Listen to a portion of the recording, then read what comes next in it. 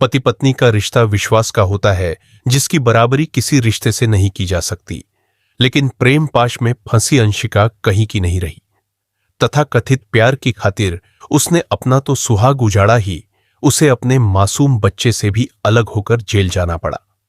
मेवाराम यादव 8 जून 2018 को अपनी बेटी ममता की ससुराल थाना सिरसागंज के गांव इंदरगढ़ गए थे। वहां के किसी वैद्य से उन्हें अपनी दवा लेनी थी। दवा लेकर उन्हें अगले दिन ही दोपहर तक घर लौटना था। लेकिन इससे पहले ही 9 जून की सुबह करीब 5 बजे उनके मोबाइल पर उनके बेटे सुनील की बहू अंशिका का फोन आया। नमस्कार दोस्तों, स्वागत है आप सबका हमारे YouTube चैनल में। अगर चैनल पर पहली बार आए हैं तो प्लीज चैनल को सब्सक्राइब जरूर कीजिए। शुरू करते हैं। उस समय वह बहुत घबराई हुई थी। उसने कहा, पापा आप जल्दी से घर आ जाओ। सूर्यांश के पापा सुबह 3 बजे घर से दिशा मैदान के लिए गए थे, लेकिन 2 घंटे हो गए अब तक नहीं लौटे हैं। वह अपना मोबाइल भी घर पर छोड़ गए थे। बहू की बात सुनकर मेवाराम घबरा गए। उन्होंने बहू से कहा कि वह चिंता न करे, वे अभी गांव आ रहे हैं। बात बेटे के लापता होने की थी, इसलिए उन्होंने बेटी के ससुर यानी अपने समधी दिगंबर सिंह को यह बात बताई और अपनी बाइक उठाकर वापस अपने गांव नगला जलुआ के लिए चल दिए। इंद्रगढ़ से उनके गांव की दूरी बाइक से मात्र 30 मिनट की थी। रास्ते भर उनके दिमाग में यही बात घूम रही थी कि आखिर उनका बेटा सुनील चला कहां गया। घर पहुंचकर उन्होंने अपनी बहू अंशिका से पूरी जानकारी ली। अंशिका ने बताया कि वह सुबह 3 बजे के करीब दिशा मैदान गए थे। उस समय वह केवल अंडरवियर और बनियान पहने हुए थे। जब वह काफी देर बाद भी वापस नहीं आए, तब मुझे चिंता हुई और मैंने घर से बाहर जाकर उन्हें खेतों की ओर तलाशा, लेकिन वह कहीं भी दिखाई नहीं दिए। बोरी में मिली लाश सुनील मेवाराम का 28 साल का बेटा था। उन्होंने करीब 5 साल पहले उसकी शादी अंशिका से की थी। वह भी सुनील को खोजने के लिए जंगल की तरफ चल दिए। उनके साथ गांव के कुछ लोग भी थे। उन्होंने बेटे को संभावित जगहों पर ढूंढा, लेकिन पता नहीं लगा। जब वह वापस घर की तरफ आ रहे थे, तभी रास्ते में मिले कुछ लोगों ने उन्हें बताया कि रेलवे लाइन के किनारे झाड़ियों में एक बोरी पड़ी है। देखने से लग रहा है कि उसमें कोई लाश है, खून भी रिस रहा है। इतना सुनते ही मेवाराम गांव वालों के साथ रेलवे लाइन की तरफ चल दिए। लाइन गांव से लगभग 200 मीटर दूर दक्षिण दिशा में थी। सभी लोग वहां पहुंचे तो लाइन के पास की झाड़ियों में एक बोरा पड़ा था। बोरे से जो खून रिस रहा था, उस पर मक्खियां भिनभिना रही थीं। लोगों ने जब गौर से देखा तो खून की बूंदें थीं। ऐसा लग रहा था कि बोरी को कुछ समय पहले ही लाकर फेंका गया है। वैसे तो वह बोरी पुलिस की मौजूदगी में ही खोली जानी चाहिए थी, लेकिन बोरी देखकर मेवाराम की धड़कनें बढ़ गई थी। बोरी के अंदर क्या है, यह देखने की उनकी उत्सुकता बढ़ गई थी। इसलिए उन्होंने गांव वालों के सामने जब बोरी खुलवाई तो उसमें उनके बेटे सुनील की ही लाश निकली। बेटे की लाश देखते ही मेवाराम गश खाकर जमीन पर बैठ गए और रोने लगे। उनकी समझ में नहीं आ रहा था कि उनके बेटे की हत्या किसने और क्यों की। इसके बाद तो यह खबर जल्द ही आसपास के गांवों में भी फैल गई, जिससे वहां तमाम लोग इकट्ठा हो गए। सभी आपस में तरह तरह के कयास लगा रहे थे। गांव के ही किसी व्यक्ति ने पुलिस को घटना की सूचना दे दी। सूचना मिलने के कुछ देर बाद ही थाना प्रभारी विजय कुमार गौतम पुलिस टीम के साथ वहां पहुंच गए। पुलिस ने जब लाश का निरीक्षण किया तो उसके सिर और शरीर पर तेज धारदार हथियार के घाव थे। इसके अलावा उसकी नाक भी कटी हुई थी। सारे घावों से जो खून निकला था, उसे देखकर लग रहा था कि उसकी हत्या क्राइम स्टोरीज कुछ घंटों पहले ही की गई थी। रास्ते में जो खून के निशान थे, उनका पीछा किया गया तो वह भी गांव के पास तक मिले। उसके बाद उनका पता नहीं चला। इन सब बातों से पुलिस को इतना तो विश्वास हो गया कि सुनील की हत्या गांव में ही करने के बाद उसकी लाश यहां डाली गई थी। थाना प्रभारी ने मृतक के पिता मेवाराम से बात की तो उन्होंने किसी व्यक्ति पर कोई शक नहीं जताया। तब थाना प्रभारी ने जरूरी कार्रवाई कर लाश पोस्टमार्टम के लिए भेज दी। मेवाराम उत्तर प्रदेश के जिला फिरोजाबाद के गांव नगला जलुआ में रहते थे। वह गांव में ही टेलरिंग का काम करते थे। उनके 3 बेटे और 2 बेटियां थीं। उनके पास खेती की 3 बीघा जमीन थी जो बंटाई पर दे रखी थी। टेलरिंग की कमाई से ही वह अपने 4 बच्चों का विवाह कर चुके थे। केवल छोटा बेटा सनी ही शादी के लिए बचा था। मेवाराम की पत्नी मुन्नी देवी की 3 साल पहले मौत हो चुकी थी। सबसे बड़ा सुनील पिछले 4 साल से दक्षिणी दिल्ली के फतेहपुर बेरी स्थित एक फैक्ट्री में सिलाई का काम करता था। यह फैक्ट्री रेडीमेड कपड़े एक्सपोर्ट करती थी। सुनील के दोनों छोटे भाई संजय व सनी भी उसी के साथ रहकर ड्राइवरी करते थे। फतेहपुर बेरी में ही सुनील की बहन पिंकी की ससुराल थी। वहीं पास में ही उन्होंने किराए पर मकान ले लिया था। मेवाराम ने सुनील की शादी 5 साल पहले फिरोजाबाद के गांव ढोलपुरा निवासी वीरेंद्र यादव की बेटी अंशिका उर्फ अनुष्का के साथ की थी। सुनील का 1.5 साल का बेटा सूर्यांश था, जबकि संजय का अभी कोई बच्चा नहीं था। सुनील और संजय कुछ दिनों के लिए बारी बारी से अपनी पत्नी को गांव से दिल्ली लाते थे। अंशिका जब दिल्ली से अपनी ससुराल नगला जलुआ लौटती थी तो वहां से जल्द ही अपने मायके ढोलपुरा चली जाती थी।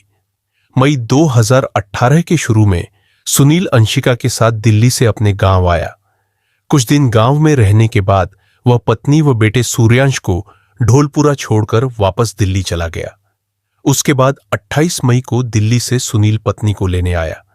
वह अपनी ससुराल से पत्नी व बेटे को अपने गांव नगला जलुआ ले आया। उसने अंशिका से कह दिया था कि 10 जून को दिल्ली चलेंगे, लेकिन दिल्ली लौटने से पहले ही सुनील की हत्या हो गई। साड़ी व पेटीकोट पर मिले खून के धब्बे थाना प्रभारी विजय कुमार गौतम मेवाराम से बात करने के लिए उनके घर पहुंच गए। पूछताछ में मेवाराम ने बताया कि सुनील सुबह 3 बजे दिशा मैदान के लिए कभी नहीं गया और न ही वह केवल अंडरवियर में जाता था। उन्होंने बताया कि उन्हें शक है कि सुनील की पत्नी अंशिका उससे कुछ छिपा रही है।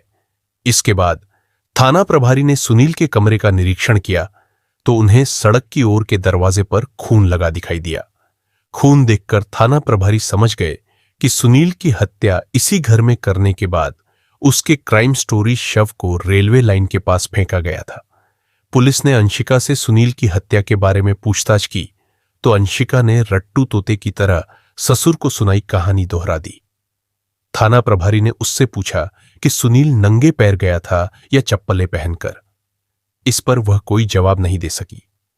पुलिस ने घर में छानबीन की तो अंदर के कमरे के फर्श पर खून के निशान दिखाई दिए, जिसे साफ किया गया था।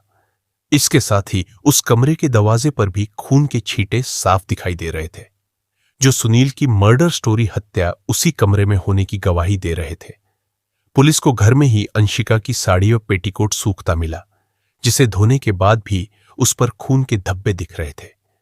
पुलिस ने फिंगरप्रिंट एक्सपर्ट टीम को भी मौके पर बुला लिया, जिसने जमीन तथा दरवाजे से खून के नमूने एकत्र किए। अधिकारियों को घटना की जानकारी देने पर एसपी ग्रामीण महेंद्र सिन्हा, क्षेत्राधिकारी अभिषेक कुमार राहुल तथा महिला कांस्टेबल बीना यादव को साथ लेकर गांव पहुंच गए। सबूतों के आधार पर पुलिस ने अंशिका को हिरासत में ले लिया। इसके बाद पुलिस घटनास्थल की कार्रवाई निपटाकर अंशिका और उसके ससुर मेवाराम को थाने ले आई। थाने ले जाकर महिला पुलिस ने जब अंशिका से उसके पति सुनील की हत्या के बारे में सख्ती से पूछताछ की तो वह टूट गई और फूट फूट कर रोने लगी। उसने अपने पति की हत्या की। जो कहानी पुलिस को सुनाई वह इस प्रकार थी। पत्नी बनी पति की कातिल अंशिका ने पुलिस को बताया कि उसने अपने दिल्ली के प्रेमी राजा और उसके साथी रोहित के साथ मिलकर पति की हत्या की थी। उसने आगे बताया कि करीब 2.5 साल पहले वह दिल्ली के फतेहपुर बेरी में अपने पति व देवरों के साथ रहती थी। वहीं सामने के कमरे में उत्तर प्रदेश के बरेली शहर निवासी राजा रहता था। राजा हलवाई का काम करता था। उसी समय राजा की दोस्ती सुनीला व उसके देवरों से हो गई थी। राजा का उनके घर भी आना जाना था। उसी दौरान उसके वो राजा के प्रेम संबंध हो गए। इसकी किसी को कोई भनक तक नहीं लगी। अंशिका शादी के बाद से ही अपने पति सुनील को पसंद नहीं करती थी। उसने दिल्ली से अपने प्रेमी राजा को 8 जून की रात को ही गांव बुला लिया था। राजा अपने दोस्त रोहित के साथ गांव पहुंचा था। उसने मकान के सड़क की ओर वाले दरवाजे से दोनों को अंदर बुलाकर कमरे में छिपा दिया था। उस समय सुनील मकान के मुख्य दरवाजे पर बैठकर गांव के लोगों से बात कर रहा था। रात 12 बजे सुनील खाना खाकर जब बीच वाले कमरे में पलंग पर गहरी नींद में सो गया, तभी उसने करीब 2 बजे प्रेमी व उसके दोस्त के साथ मिलकर सुनील को सोते समय दबोच लिया और उसका मुंह बंद करके अंदर वाली कोठरी में ले गए, जहां कैंची व डंडों से उसकी हत्या कर दी गई। इस बीच अंशिका सुनील के हाथ पकड़े रही। सुनील की हत्या के बाद उसकी क्राइम स्टोरीज लाश को एक बोरे में भरकर राजा व उसका दोस्त रेलवे ट्रैक के पास झाड़ियों में फेंक कर दिल्ली वापस चले गए। अंशिका ने बताया कि इसके बाद उसने बरामदे में पड़े खून को पानी से धो दिया। उसके कपड़ों पर भी खून लग गया था, इसलिए उसने कपड़े धोकर डाल दिए। अंशिका से पूछताछ के बाद पुलिस ने उसके और उसके दिल्ली निवासी प्रेमी राजा तथा उसके साथी रोहित के खिलाफ हत्या साक्ष्य छिपाने का मुकदमा दर्ज कर लिया। पुलिस ने मुकदमा दर्ज होते ही अपनी कार्रवाई शुरू कर दी। दिल्ली में रह रहे सुनील के भाई संजय और सनी व बहन को जब सुनील की हत्या की जानकारी मिली तो वह भी दिल्ली से अपने गांव आ गए। संजय और सनी को जब पता चला कि अंशिका सुनील के कत्ल में राजा और रोहित के शामिल होने की बात कह रही है तो वे चौंके, क्योंकि 8 जून 2018 की रात 11 बजे राजा उनके साथ था। 9 जून की सुबह 6 बजे भी उन्होंने राजा को दिल्ली में देखा था। मेवाराम ने यह बात थाने जाकर थाना प्रभारी विजय कुमार गौतम को बता दी। इस पर पुलिस ने एक बार फिर अंशिका से सख्ती से पूछताछ की। इसके बाद उसने पुलिस को वास्तविक कहानी बताई, जो इस प्रकार थी। अंशिका की एक बुआ गांव कटोरा बुजुर्ग में रहती थी। शादी से पहले अंशिका का अपनी बुआ के यहां आना जाना लगा रहता था। बुआ के मकान के पास ही शमी उर्फ शिम्मी नाम का युवक रहता था। इसी दौरान शमी और अंशिका के बीच प्यार का चक्कर चल पड़ा। दोनों एक दूसरे को बेहद पसंद करने लगे। बाद में दोनों ने शादी की इच्छा जताई, लेकिन अंशिका की नानी को यह रिश्ता पसंद नहीं आया, क्योंकि शमी कुछ कमाता नहीं था। इसके अलावा उसके पास खेती की जमीन भी नहीं थी। करीब 5 साल पहले अंशिका की शादी सुनील से हो जरूर गई थी, लेकिन वह सुनील को पसंद नहीं करती थी। शादी के बाद भी उसके और शमी के संबंध जारी रहे। वह चाहकर भी उसे भुला नहीं सकी। सुनील शादी के बाद जब भी अंशिका को दिल्ली ले जाता तो कुछ दिन रहने के बाद वह गांव जाने की जिद करने लगती थी। गांव आने के बाद वह वहां से अपने मायके चली जाती थी। मायके से वह अपनी बुआ के गांव जाकर प्रेमी शमी से मिलती थी। सुनील को अंशिका की गतिविधियों पर शक होने लगा था। दोनों में इसी बात को लेकर झगड़ा भी होता था। शमी और अंशिका ने अपने प्यार के बीच कांटा बने सुनील को रास्ते से हटाने की योजना बनाई। शमी ने अंशिका को एक मोबाइल दे रखा था, जिसे वह अपने संदूक में कपड़ों के बीच छिपा कर रखती थी। मौका मिलते ही वह शमी से बात कर लेती थी। 8 जून की शाम को जब अंशिका के ससुर इंद्रगढ़ में रहने वाली अपनी बेटी के यहां चले गए तो घर पर अंशिका और सुनील ही रह गए थे। अच्छा मौका देखकर शमी द्वारा दिए गए मोबाइल, जिसे वह साइलेंट मोड पर रखती थी, से शमी को फोन करके गांव बुला लिया। शमी अपने दोस्त के साथ आया था। अंशिका की मोबाइल पर उससे रात 8:30 बजे, 9 बजे व रात 12 बजे बातचीत हुई। शमी ने गांव पहुंचकर अंशिका को अपने आने की जानकारी दे दी। रात 12 बजे के बाद अंशिका सुनील से कहकर शौच के बहाने घर से निकली। उसने खेत में छिपे अपने प्रेमी शमी से कहा कि वह सड़क की तरफ वाले दरवाजे की कुंडी नहीं लगाएगी। जब फोन करूं तभी चुपके से उसी दरवाजे से आ जाना। रात को सुनील खाना खाकर गहरी नींद सो गया। अंशिका ने प्रेमी व उसके साथी को घर में बुलाकर अंदर के कमरे में छिपा दिया। रात 12 बजे शमी व उसके साथी ने सोते समय सुनील को दबोच लिया और उसका मुंह बंद करके अंदर के कमरे में ले गए, जहां कैंची व डंडों से उसकी हत्या कर दी। हत्यारों ने कैंची से सुनील की नाक भी काट दी।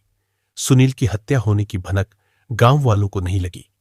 हत्या के बाद शव को बोरे में बंद कर रेलवे ट्रैक पर डालने की योजना थी, ताकि सुबह 4 बजे फर्रुखाबाद की ओर से आने वाली कालिंदी एक्सप्रेस से शव के परखच्चे उड़ जाए और मामला दुर्घटना जैसा लगे। लेकिन बोरा वहां लगे तारों में उलझने की वजह से रेलवे लाइन तक नहीं पहुंच सका। वे लोग बोरे को झाड़ियों में फेंक कर भाग गए। इसके बाद मेवाराम ने थाने में नई तहरीर देकर सुनील की हत्या के लिए अंशिका, उसके प्रेमी शमी तथा उसके अज्ञात साथी को दोषी बताया।